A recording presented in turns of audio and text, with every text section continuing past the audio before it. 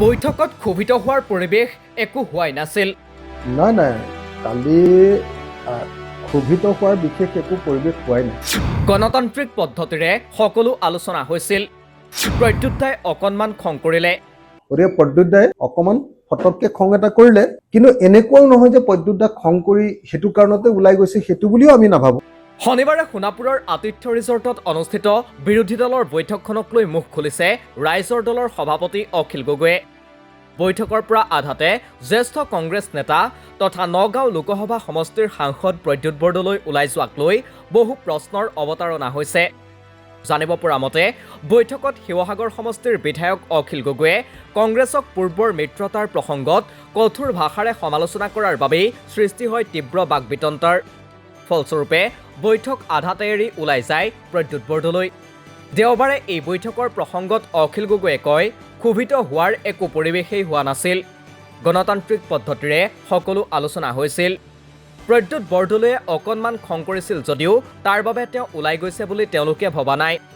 নাই কালি ক্ষোভিত হোৱাৰ বিশেষ একো পৰিৱেশ হোৱাই নাই। সদায় সাধাৰণভাৱে আমাৰ যি ধৰণৰ আলোচনা হয়, তৰ্ক বিতৰ্ক হয়, আলোচনা হয় আৰু সিদ্ধান্ত হয়, কালিও একদম তেনেকুৱা গণতান্ত্ৰিক পদ্ধতিৰে গোটেই কথাখিনি কৈছে। মাজতে প্ৰদ্যুৎদাই অকণমান প্ৰদ্যুৎদা আগতে নাহেতো ইয়ালৈ, গতিকে ইয়াৰ ভিতৰৰ পৰিৱেশটো আমাৰ গম নাপায় যে তাত এটা ডেমক্ৰেটিক পৰিৱেশত আমাৰ আলোচনা বিলোচনাৰ মাজেদিয়ে সিদ্ধান্ত হয়। গতিকে প্ৰদ্যুৎদাই অকণমান ফটককৈ খং এটা কৰিলে, কিন্তু এনেকুৱাও নহয় যে প্ৰদ্যুৎদা খং কৰি সেইটো কাৰণতে ওলাই গৈছে, সেইটো বুলিও আমি নাভাবোঁ।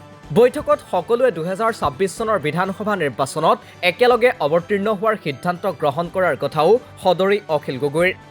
বিৰোধী ঐক্যমঞ্চৰ পৰা আঁতৰি যোৱা কংগ্ৰেছ এতিয়া ঐক্যমঞ্চত থকাৰ সিদ্ধান্ত লোৱা বুলিও প্ৰকাশ ৰাইজৰ দলৰ সভাপতিগৰাকীৰ।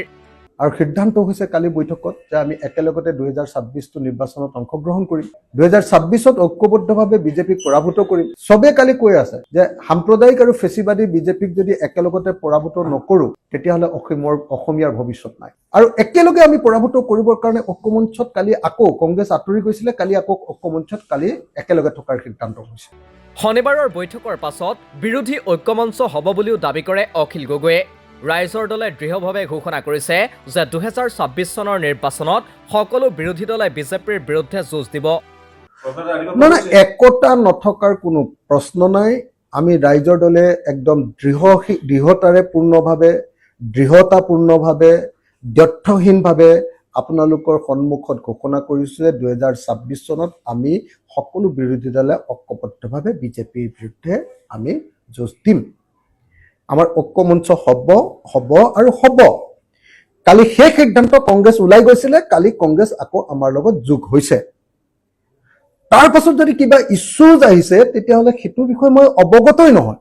আনহাতে শনিবাৰে বৈঠকত অংশ লোৱা অসম প্ৰদেশ কংগ্ৰেছ কমিটিৰ সভাপতি ভূপেন কুমাৰ বৰাই দেওবাৰে ফেচবুকত লিখে ৰবীন্দ্ৰনাথ ঠাকুৰৰ যদি তোৰ ডাক শুনে কেউ না আছে তবে একলা চলোৰে একলা চলো একলা চলো একলা চলো একলা চলোৰে গীতটো।